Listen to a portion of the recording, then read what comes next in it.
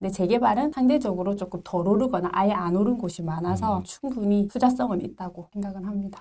서울 중심 같은 경우에는 누가 봐도 좋은 입지, 한남동 이런 데 같은 경우에는 많이 떨어졌다가 거의 반토막이 났었죠.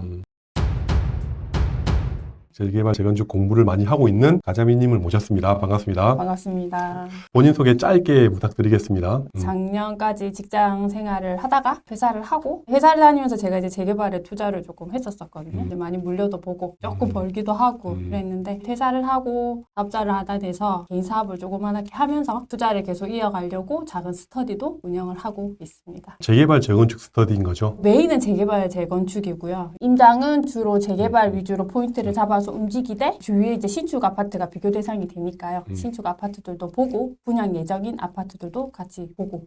지금 거주하시는 데가 부산이지 않습니까? 스터디 같은 경우는 부산 쪽을 보는 게 아니고 거의 대부분 서울 수도권 위주로 많이 보고 있는 거죠. 스터디 할 때 처음에 모였던 분들이 거의 서울 경기 쪽에 계셨던 분들이 많고 그리고 또 지방에서 충청도나 대전 쪽에서도 같이 조인을 해서 움직이시는 분들이 있으신데 그분들도 최종 목적지는 서울 경기 쪽을 원하시는 분들이 많아서 지금은 주로 서울 경기 쪽으로 많이 다니고 있습니다. 대부분 사람들이 선호하는 지역이 서울, 경기도다 보니까 네. 특히 서울인 거죠. 그렇죠. 대부분 초보자분들이 제일 궁금할 만한 질문부터 드리겠습니다. 대부분 사람들은 재개발, 재건축을 잘 모르시거든요. 제일 궁금한 거, 재개발, 재건축이 돈이 됩니까? 전 문재인 정부 때 재개발, 재건축이 엄청나게 많이 올랐지 않습니까? 지금 그렇게 많이 올랐는데도 불구하고 지금 들어가도 괜찮은지가 제일 궁금합니다. 네, 충분히 수익이 있을 거라고 저는 생각을 하고요. 그리고 지금 서울 경기 같은 경우에는 신축 위주로 좋은 아파트 위주로 많이 올랐다고 하면 상대적으로 재개발, 재건축은 많이 안 올랐거든요. 물론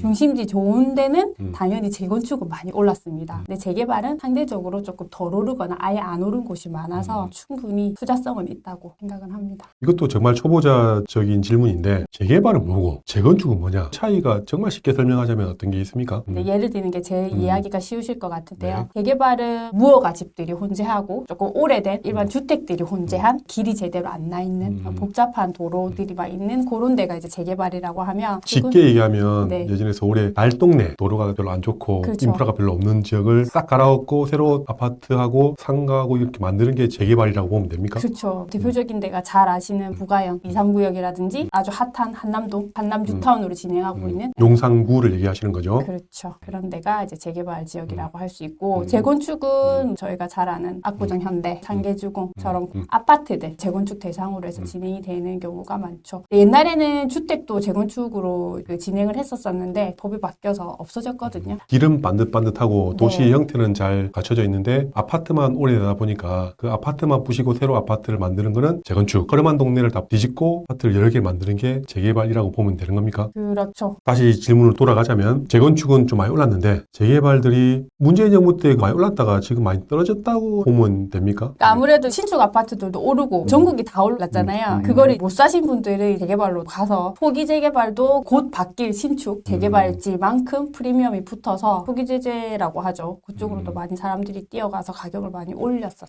올랐던 게 이번 윤석열 정부 들어와서 일반 기본 아파트하고 신축하고 대장들도 가격이 떨어졌지 않습니까? 네. 지금 최근에 해보겠지만 그럼 그런 재개발 현장들도 프리미엄이 예전에 많이 붙었다가 하락한 걸로 알고 있는데 하락했다가 다시 최근에 반등을 별로 안 한 겁니까? 아니면 많이 했다라고 보는 겁니까? 입지마다 조금 다른 것 같아요. 서울 중심 같은 경우에는 누가 봐도 좋은 입지, 한남동 이런 데 같은 경우에는 많이 떨어졌다가 거의 반토막이 났었죠. 한남 3구역 같은 경우 피가 10여 가지도 갔다가 6억까지 떨어졌다가 이제 관처 직전에는 그 이후에는 어차피 거래할 물건이 적어지니까 관처 직전에는 뭐 7억 중반에서 8억까지 정도 그렇게 주로 거래가 제가 좀 전에 얘기를 듣다 보니까 초기 재개발이 있고 그 다음 여러 가지 단계가 있고 그 다음 관리 처분이 있고 이사를 나가고 철거를 하고 그 다음 일반 분양하고 입주를 하고 뭐 이런 여러 가지 단계가 있는데 네. 일반적인 사람들 솔직히 이걸 자체를 잘 모르지 않습니까? 관리 처분이라 그러면 완전 생소한 용어지 않습니까? 네, 네. 완전 일반 분들이 생각하기에는 재개발 재건축은 좀 어렵지 않습니까?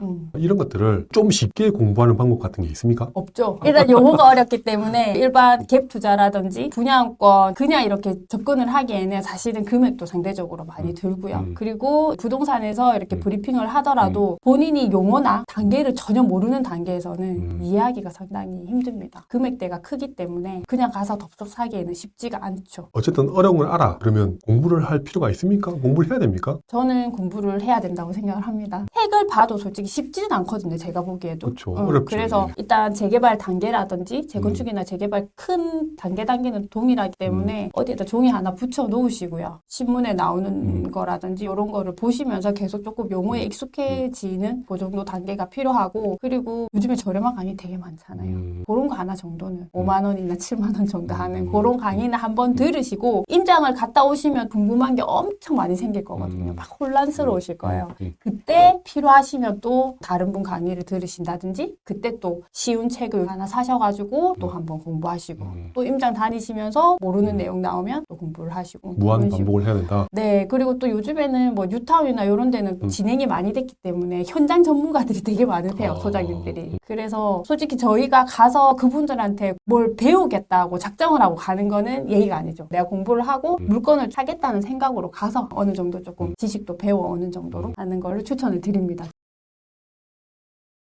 이 시점에서 제가 정말 궁금한 내용이 그래서 이렇게 어렵고 복잡한 용어를 가진 재개발 재건축을 꼭 사야 되는 이유가 있습니까? 왜 사야 됩니까? 쉽게 가서 아파트 하면 되는데 그렇죠. 왜 이렇게 어렵게까지 공부하면서 재개발 재건축을 사려고 준비를 해야 됩니까? 분양권보다 가격이 많이 싸게 살 수 있으면 그런 어떤 메리트가 있어야 공부를 할 거지 않습니까? 네, 그렇죠. 갭 투자나 분양권이 투자금 대비 아웃풋 수익성은 훨씬 더 좋을 수가 있어요. 근데 재개발은 큰 금액이 들고 크게 물릴 수도 있죠. 그런 리스크는 충분히 있다라고 저는 생각을 합니다. 그래서 저는 정말 막 시작하시는 분이 저한테 재개발, 재건축 이거 어떻게 해야 되고 또 어느 정도 말씀을 드렸는데도 되게 많이 어려워하시면 꼭 이것만이 투자 방법은 아니라고 저는 말씀을 드려요. 재개발, 재건축도 아주 오래전부터 하던 건 아니잖아요. 중축 5층 아파트들이 이제 재건축 대상이 되면서 옆에 아파트들이 재건축이 되니까 투자를 했는데 돈이 되더라. 이렇게 하다 보니까 하나의 투자 대상으로 된 거니까 아파트도 신축, 분양권, 갭 투자 이렇게 있듯이 이것도 그냥 하나의 투자 방법이다. 장점이라고 하면은 분양권도 마찬가지겠지만 재개발 같은 경우에는 많이 가지고 있더라도 나중에는 어차피 신축이 될 아파트잖아요. 근데 많이 들고 있더라도 보유세가 많이 안 나오기 때문에 세금이 적다. 네, 그래서 저는 개인적으로 만약에 이제 30대 초반이라든지 20대 후반 젊은 친구가 부동산을 공부를 한다고 하면 이게 너무 어렵게 느껴진다고 하면 처음부터 재개발, 재건축을 큰 돈을 들여서 한 개, 두 개를 사면 시간이 되게 많이 걸리기 때문에 뭔가를 많이 경험하기에는 이게 단점이 될 수가 있어요. 그래서 다른 거 투자를 해보시다가 신축 아파트가 너무 많이 들고 있으면 보유세가 너무 많이 나오잖아요. 종부세 대상도 될 수도 있고 그때쯤에는 재개발도 몇 개 이렇게 안 놓는 정도?